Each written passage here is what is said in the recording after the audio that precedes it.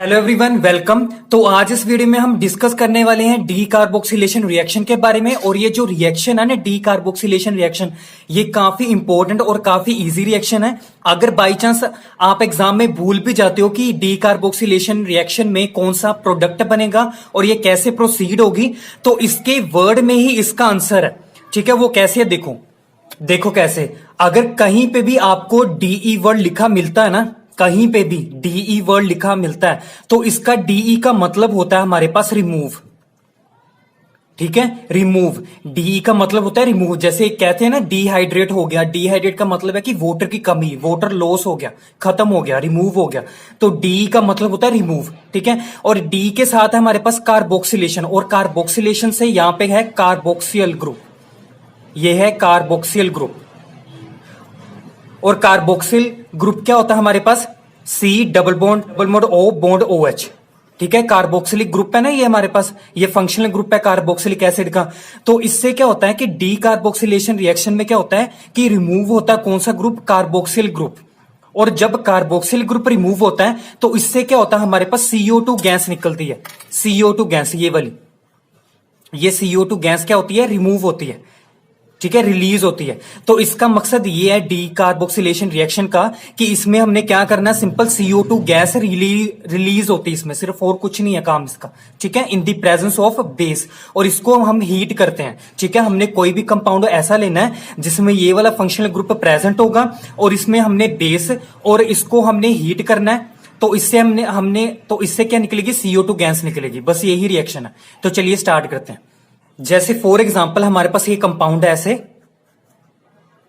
यहां पे double bond oxygen, यहां पे भी डबल बॉन्ड ऑक्सीजन। ठीक है, और ये जो है ना, यहां पे कुछ भी लग सकता है, यहां पे मिथाइल इथाइल कोई भी इल्काइल ग्रुप अटैच्ड होगा। और ये क्या है? कार्बन है, यहां पे भी कार्बन, सभी पोजीशन पे कार्बन है, और यहां पे ऑक्सीजन है। ओके, अब जब हम ये वाला कंपाउंड है ना, देखो C double bond O, C double bond O, उसके साथ OH ग्रुप, उसके साथ OH ग्रुप। तो हमने ऐसा कंपाउंड लेना है जिसमें कार्बोक्सिलिक ग्रुप हमारे पास प्रेजेंट हो। ठीक है, और उसको हमने बेस के साथ, कोई भी बेस होगा, हमने बेस ले लिया NaOH, सोडियम हाइड्रोक्साइड, उसकी प्रेजेंस में हमने रिएक्ट करना है और हमने इसको हीट करना है। ये हीट का सिंबल ऐसे ट्रायंगल। तो जब ये सब कुछ होगा तो हमारे पास क्या होगा? ये वाला मैंने क्या ना, ये वाला ग्रुप रिमूव होगा, और इस ग्रुप से क्या होगा? ये वाला ऐसी चीज बनेगी हमारे पास, ये रिमूव हो गया इससे, तो ये बन गया हमारे पास, प्लस हमारे पास क्या बना? ये वाला ग्रुप, ये बन गया। और इससे क्या होगी? मैंने कहा तो इससे क्या है, ये CO2 गैस रिमूव होगी, तो यहां से CO2 गैस रिमूव हो जाएगी, ये बन गई CO2, और यहां पे प्लस H ऐसे रहेगा। सिंपल इसको निग्लेक्ट कर दो। ठीक है, तो जो हमारे पास मेजर प्रोडक्ट बनेंगे ये वाला और ये, तो मतलब इसकी वजह से ही सब कुछ रिएक्शन होती है। तो जो डी कार्बोक्सिलेशन रिएक्शन होती है ना, उसका जो ड्राइविंग फोर्स होता है, मतलब कोई भी जो केमिकल रिएक्शन हो रही है ना, अगर आपकी केमिस्ट्री में बुक्स में कहीं पर भी कोई भी रिएक्शन प्रोसीड हो रही है तो इसका एक ड्राइविंग फोर्स होता है। तो इस रिएक्शन का जो ड्राइविंग फोर्स है ना, वो है CO2 गैस की रिलीजमेंट। ठीक है, कि मतलब CO2 गैस रिलीज हो रही है, यही इस रिएक्शन का ड्राइविंग फोर्स है। ये रिएक्शन होने का मकसद यही है कि सिंपल CO2 ने ही रिमूव होना है। तो जब CO2 रिमूव होगी तभी रिएक्शन होगी। तो अगर मान लो मैं कोई भी कंपाउंड ले लेता हूं, ठीक है, जिसमें क्या है, ये वाला ग्रुप नहीं है, ठीक है, ये वाला ग्रुप प्रेजेंट नहीं है, तो अगर ये वाला ग्रुप प्रेजेंट नहीं होगा, ठीक है, चाहे उसमें कोई भी बेस ऐड कर लो, चाहे इसको हीट करवाते रहो, तो CO2 गैस तो रिलीज नहीं होगी। तो जब CO2 गैस रिलीज नहीं होगी तो डी कार्बोक्सिलेशन रिएक्शन नहीं होगी। ठीक है, तो इस डी कार्बोक्सिलेशन रिएक्शन का जो ड्राइविंग फोर्स है फिर सिर्फ यही है कि CO2 क्या है, हमारे पास गैस रिलीज होनी चाहिए, बस, और कुछ नहीं है। इस रिएक्शन को ना हम एक सिंपल ऐसे समझते हैं। ठीक है, जैसे हमने कंसीडर, मैंने एग्जांपल ली, जैसे यहां पे COHO bond C double bond O bond C, इसके साथ हैं 3 मिथाइल ग्रुप्स। ओके, यहां पे मैंने NaOH डाला और इसको हीट किया। तो एक्चुअल में जो ये रिएक्शन होती है ना, वो कैसे होती है, हम इसका ना जनरली मैकेनिज्म देखते हैं कैसे होती है रिएक्शन। ठीक है, तो यहां पे देखो, ये बेस है ना, बेस का काम क्या होता है? Abstract H positive ion.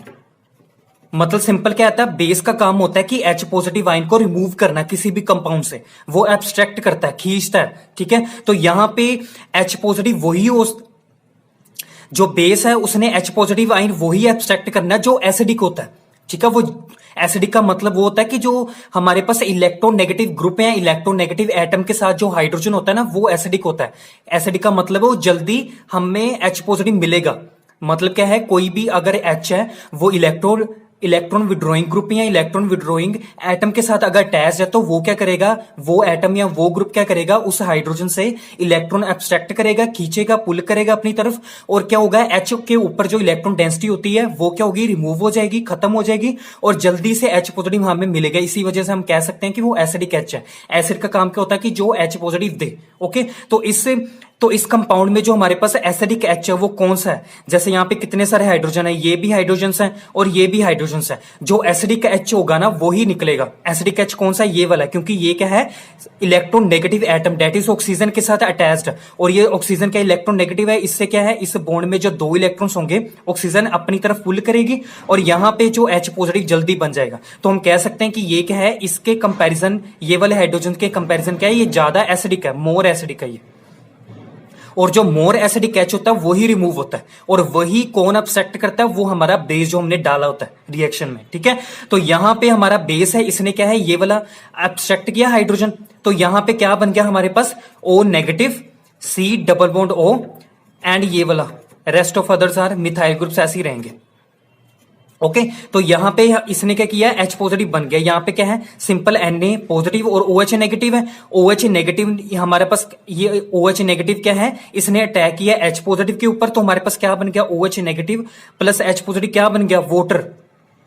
ये वाटर रिमूव हो गया ऐसे, और यहां पे N पॉजिटिव ऐसे रहेगा रिएक्शन में, तो Na पॉजिटिव ऐसे रह रहा है इसके साथ, क्योंकि नेगेटिव आयन को पॉजिटिव आयन चाहिए, तो Na पॉजिटिव इसके साथ ही रहेगा। अब क्या होगा यहां पे, अगर मान लो हमने क्या करना है, CO2 रिमूव करनी है ना, तो CO2 कैसे रिमूव हो सकती है, अगर यहां पे किसी भी तरह से इस कार्बन के ऊपर अगर पॉजिटिव चार्ज आ जाए, इस कार्बन के ऊपर अगर पॉजिटिव चार्ज आ जाए, तो क्या होगा, ये पॉजिटिव और ये नेगेटिव क्या है, आपस में बॉन्ड बना लेंगे, तो यहां पे क्या आएगा, C डबल बॉन्ड O, और यहां पे C डबल बॉन्ड O, मतलब क्या हो जाएगा, हमारे पास CO2 गैस रिमूव हो जाएगी। तो हमने कैसे करना है, जैसे यहां पे इसको ऐसे बॉन्ड ब्रेक करवाया, यहां पे आ गया पॉजिटिव चार्ज और यहां पे आ गया नेगेटिव चार्ज। ठीक है, तो अब क्या होगा हमारे पास, ये जो हमारे पास ग्रुप होगा ये क्या है, निकल जाएगा, रिमूव हो जाएगा ना, क्योंकि यहां पे ये बन गया पॉजिटिव चार्ज और यहां पे ये नेगेटिव चार्ज बन गया।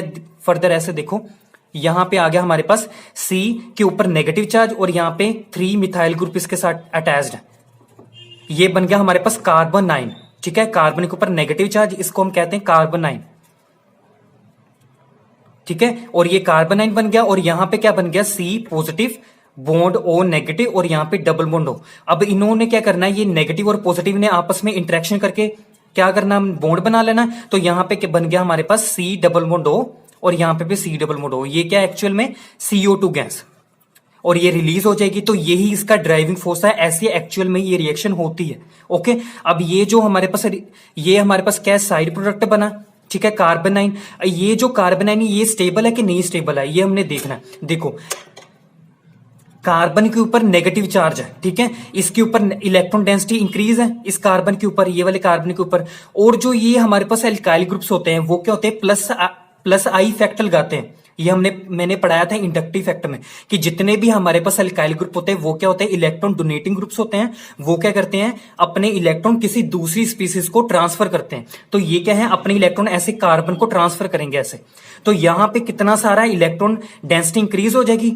ठीक है, यहां पे भी प्लस आई इफेक्ट है, यहां पे भी प्लस आई इफेक्ट लगेगा, यहां पे भी प्लस आई इफेक्ट लगा रहा है ये। ठीक है, तो यहां पे कार्बन के ऊपर बहुत सारे नेगेटिव चार्ज आ गया, मतलब बहुत सारे इलेक्ट्रॉन डेंसिटी इंक्रीज होगी। तो मैंने बोला था कि कोई भी केमिस्ट्री में कोई भी ऐसा इलेक्ट्रॉन या कोई भी ऐसा ग्रुप ऐसा नहीं अवेलेबल जो इतने सारे इलेक्ट्रॉन एक्सेप्ट करे और इतने सारे इलेक्ट्रॉन डोनेट करे।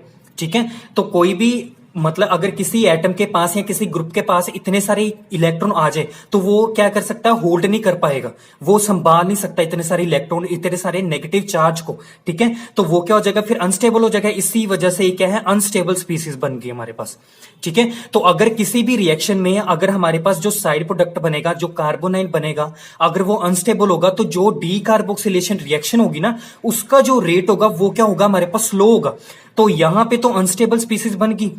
ठीक है, डीकार्बोक्सिलेशन रिएक्शन तो हो रही है, बट यहां पे अनस्टेबल स्पीसीज बनी है। इसी वजह से ये जो रिएक्शन है ना, ये क्या है, स्लो रिएक्शन होगी। फिर ये जो डीकार्बोक्सिलेशन रिएक्शन होगी वो क्या होगी, स्लो होगी। ठीक है, ऐसे हमने देखना है। अब हम चेक करेंगे ऐसी रिएक्शन जिसमें क्या होगा, इसका रेट फास्ट होगा, वो हम एग्जांपल देते हैं। अब हम कुछ नेक्स्ट एग्जांपल कंसीडर करते हैं जिसमें डी कार्बोक्सिलेशन रिएक्शन का जो रेट होगा वो फास्ट होगा। अब हम जैसे मैं कंपाउंड लिया, जैसे मैंने सिर्फ माइनस का चेंज करूंगा यहां पे, ये हो गया हमारे पास, सॉरी कार्बन है ये, इसके साथ हमारे पास है हाइड्रोजन, यहां पे NO2 ग्रुप और यहां पे हाइड्रोजन। ठीक है, यहां पे तो थी हमारे पास 3 मिथाइल ग्रुप, यहां पे मैंने 2 हाइड्रोजन और 1 नाइट्रो ग्रुप लिया। और आपको पता ही होगा जो नाइट्रो ग्रुप होता है वो क्या होता है, -I इफेक्ट लगाता है, मतलब अपनी तरफ इलेक्ट्रॉन खींचता है। ओके, अब मैंने ये ले लिया, ये तब भी क्या रहेगा, हमारे पास मोर एसिडिक रहेगा। ये हाइड्रोजन मोस्ट एसिडिक है ना, मोर एसिडिक है।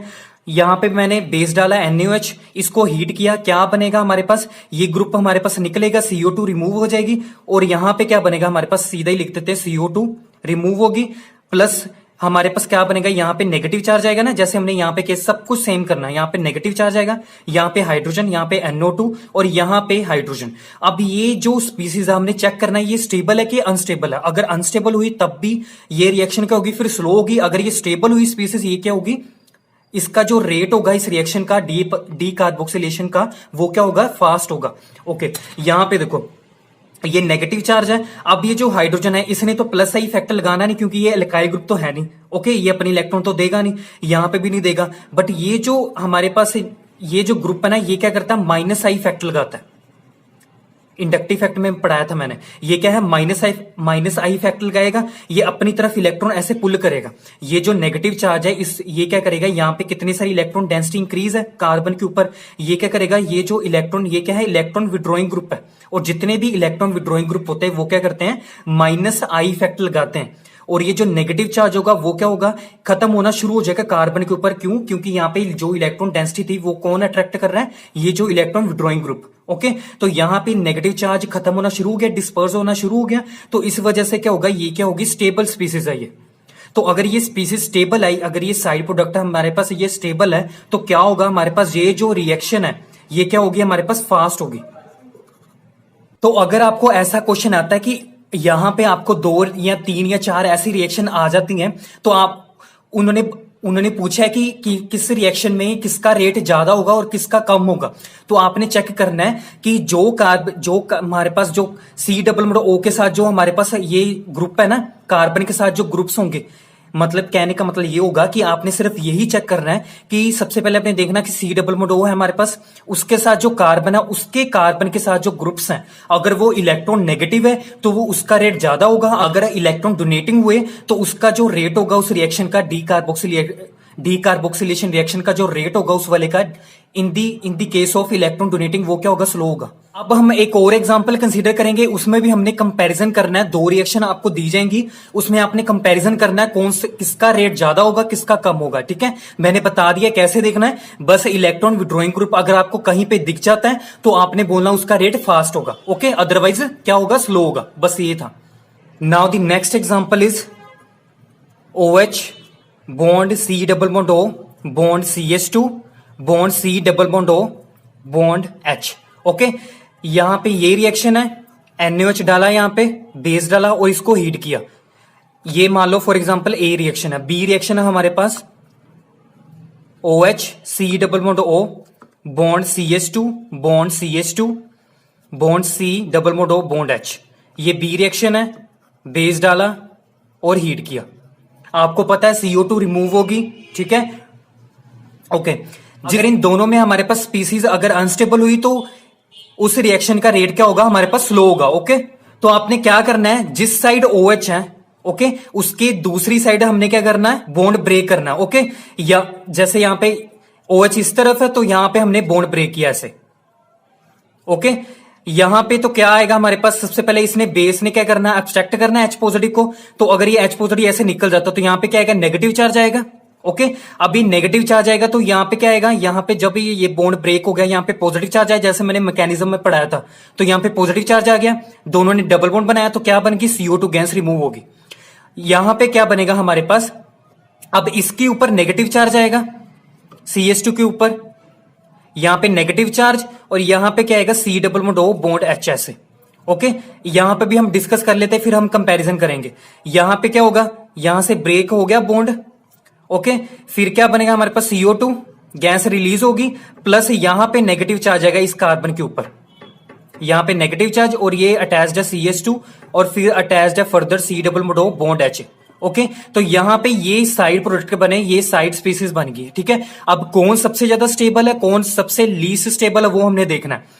तो यहां पे देखो, इसको मैं ऐसे लिख सकता हूं, H2 मैंने इस तरफ लगा दिया। ओके, ये हो गया हमारे पास। तो यहां पे देखो ये स्टेबल है कि अनस्टेबल है, तो यहां पे देखो ये नेगेटिव चार्ज ऐसे आ सकता है, यहां पे ऐसे आ सकता है, और यहां पे ये ऐसे जा सकता है। यहां पे कॉन्जुगेशन हो रही है ना, मैंने कॉन्जुगेशन पे भी वीडियो बनाई हुई है, अगर आपने नहीं देखी तो आप आई टैब पर क्लिक करके वहां से देख सकते हो। तो यहां पे क्या हो रही है, कॉन्जुगेशन हो रही है। तो मैंने बोला था कि जब भी कहीं पे सिस्टम में कॉन्जुगेशन हो रही है तो वो वाला सिस्टम क्या होता है, स्टेबल होता है। तो कॉन्जुगेशन से क्या आ गई, स्टेबिलिटी आ गई। तो हम कह सकते हैं ये वाली जो स्पीसीज बनी है वो क्या है, स्टेबल है। तो अगर स्टेबल है तो ये जो डी कार्बोक्सिलेशन रिएक्शन है उसका जो रेट होगा वो क्या होगा, फास्ट है। मतलब ए वाली रिएक्शन का जो रेट है वो क्या है, फास्ट है। अब हम चेक करते हैं बी के लिए। यहां पे देखो, इसमें जो हमारे पास है ये नेगेटिव चार्ज है, यहां पे हमारे पास डीलोकलाइजेशन हो सकती है, सिंपल कॉन्जुगेशन हो सकती है कि नहीं है, वो हमने देखना है। अगर यहां पे नेगेटिव चार्ज ऐसे आता है, ओके, तो यहां पे डबल बॉन्ड बनेगा, डबल बॉन्ड बन गया, बट यहां पे इलेक्ट्रॉन तो ऐसे शिफ्ट ही नहीं हुए जैसे इस केस में हो रहे थे। मतलब इस केस में क्या है, कॉन्जुगेशन नहीं हो पा रही। क्यों नहीं हो पा रही, क्योंकि यहां पे एक्स्ट्रा कार्बन अवेलेबल आ गया इन दोनों के बीच में। तो अगर यहां पे तो था नहीं कार्बन, यहां पे तो था नहीं, बट यहां पे कार्बन एक्स्ट्रा आ गया, इसकी वजह से कॉन्जुगेशन में डिफिकल्टी आ रही है। तो यहां पे कॉन्जुगेशन नहीं हो पा रही, तो कॉन्जुगेशन नहीं हो पा रही, तो इससे क्या होगी, अनस्टेबिलिटी आ रही है। तो मैंने बोला था कि जब भी स्पीसीज हमारे पास आयनिक स्पीसीज जो अनस्टेबल होती है, उस रिएक्शन का जो हमारे पास रेट होता है वो क्या होता है, स्लो होता है। तो हम कह सकते हैं कि जो बी रिएक्शन का रेट है वो स्लो होगा in comparison to A reaction में, क्योंकि ए रिएक्शन क्या थी, फास्ट थी, और उसमें जो हमारे पास आयनिक स्पीसीज बन रही थी उसमें कॉन्जुगेशन हो रही थी, और कॉन्जुगेशन से वो स्टेबल था। ओके, तो यहां पे जो रेट होगा, therefore rate of D carboxylation reaction किसमें ज्यादा होगा, मैक्सिमम ए में, और लेस किसमें होगा, बी में। सो ए ग्रेटर देन बी। तो बस ये थी हमारे पास डी कार्बोक्सिलेशन रिएक्शन। देखो कैसे सिंपल, हमने क्या करना है, ब्रेक बॉन्ड करना है। ओके, यहां से बॉन्ड हमने ब्रेक करना है, और यहाँ पे CO2 लिख देनी है, और यहाँ पे आयनिक स्पीसीज लिख देनी है। वैसे आयनिक स्पीसीज तो हम लिख नहीं सकते ना, क्योंकि ये इंटरमीडिएट स्टेट होती है, ये ट्रांजिशन स्टेट में इन्वॉल्व होता है ना। तो हम इसको ऐसे नहीं छोड़ सकते। क्या करेंगे, यहां पे जैसे इसने एब्स्ट्रैक्ट किया था ना हाइड्रोजन, और भी कितने सारे हमारे पास हाइड्रोजन अवेलेबल होंगे, H पॉजिटिव आयंस अवेलेबल होंगे ना सोल्यूशन में। तो यहां पे क्या होगा, ये H पॉजिटिव ऐसे होगा हमारे पास सोल्यूशन में, ये इस पे अटैक करेगा, तो यहां पे क्या बनेगा, इसको हम ऐसे फर्दर लिख सकते हैं। तो यहां पे बन जाएगा ये H इसके साथ अटैच हो जाएगा, तो यहां पे बन जाएगा CH3 bond C double bond O bond H, ये बन जाएगा। तो ये वाला हमारे पास प्रोडक्ट बनेगा, और ये CO2 गैस है, ये प्रोडक्ट बनेगा हमारे पास 2। ओके, ये थी रिएक्शन। तो यहां पे भी लिख सकते हो, यहां पे इसको रिमूव करके यहां पे 3 लिख सकते हो। ठीक है, बस मैंने सिंपल समझाने के लिए आयनिक स्पीसीज बताई थी कि अगर आपको ऐसे क्वेश्चन आ जाता है कि आपको कंपैरिजन आया था कि हमारे पास 2 डी कार्बोक्सिलेशन रिएक्शन दे रखी हैं, तो हमने रेट बताना है किसका फास्ट होगा किसका स्लो होगा। तो आप ऐसे आपने चेक करना है ऐसे आयनिक स्पीसीज लेकर। ओके, तो यहां पे हमारी खत्म होती है ये वीडियो डी कार्बोक्सिलेशन रिएक्शन पे। So I hope you like this video, so please do subscribe, like, share and comment, and thank you for watching.